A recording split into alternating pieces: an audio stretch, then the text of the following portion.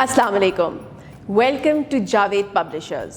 इस वीडियो में हम किड्स फूल व कलियाँ ग्रेड 5+ का कायदा शुरू करेंगे। लेकिन इससे पहले कि हम कायदे की तरफ जाएं, डियर टीचर्स, कुछ इंस्ट्रक्शंस आपके लिए। तो करते हैं बात कि आपने क्या करना है। जी अजीज़ान मन, इससे पहले कि हम बात करें कि हमने अब क्या पढ़ाना है, आपको एक बात जहन में ज़रूर रखनी है कि हमारे पास जो इस वक्त बच्चे आ रहे हैं वो पिछली क्लास से अलिफ बे पे यानी हरूफ तहज्जी पढ़ कर आ रहे हैं। उनको उन हरूफ तहज्जी की आवाज़ों की पहचान और लिखने का तरीका भी आता है और उनके साथ साथ ज़ख़ीरा अल्फाज भी जानते हैं।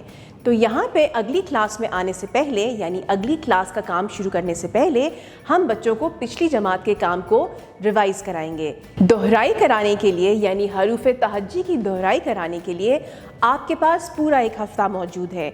यानी कि पहला हफ़्ता आपने बच्चों से पिछली जमात का काम दोहराना है।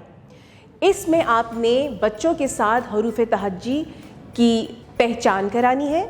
पहचान कराने के साथ साथ इन हरूफ तहज्जी की आवाज़ों को भी दोहराइएगा। तो चलते हैं, हम एक दफ़ा इन आवाज़ों को ख़ुद दोहरा लेते हैं।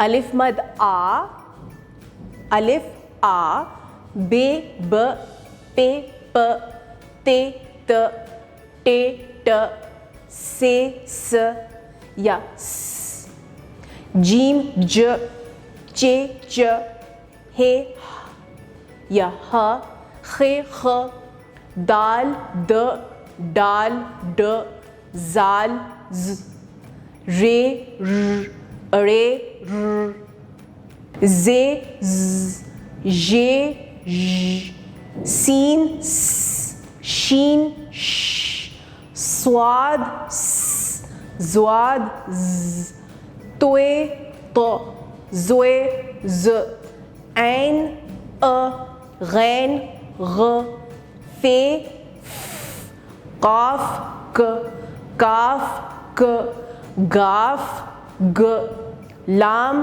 ल, मीम म, नून न, वाव व, हे या ह, हमज़ा छोटिए और बड़िए य। जी, इस दोहराई को कराने के बाद यानी आवाज़ की दोहराई के बाद आप बच्चों को ज़ख़ीरा अल्फाज की तरफ लेके जाएं। यानी कि इन्हीं आवाज़ों से और हरूफ से शुरू होने वाले अल्फाज बच्चों से बनवाएं। यहाँ पे आप फ़्लैश कार्ड या तस्वीरों का इस्तेमाल कर सकती हैं। इन फ़्लैश कार्ड्स का इस्तेमाल करते हुए आप बच्चों के साथ मुख्तलिफ़ एक्टिविटीज़ भी खेल सकती हैं। इन एक्टिविटीज़ का जिक्र हम आगे भी अपने वीडियोज़ में करते रहेंगे।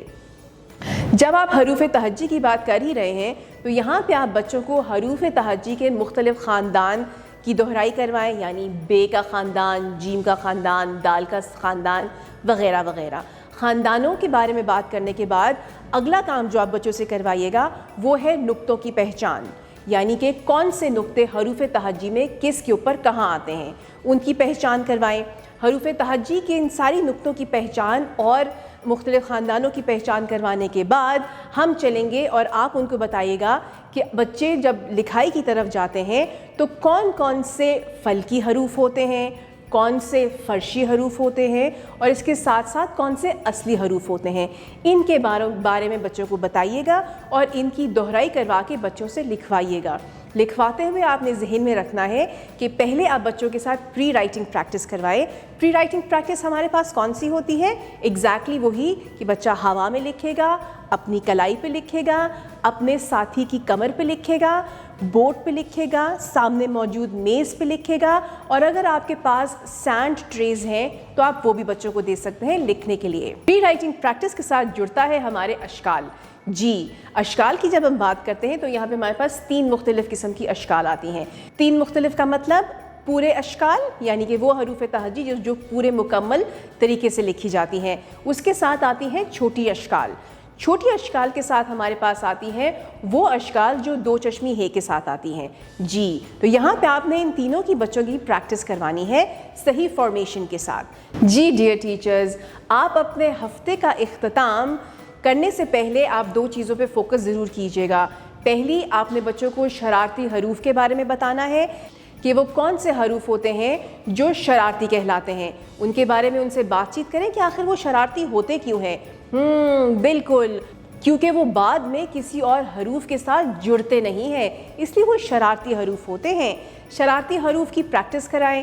شرارتی حروف کے بعد آپ نے بچوں کو انٹروڈکشن دینی ہے مصوتوں اور مصمتوں کی.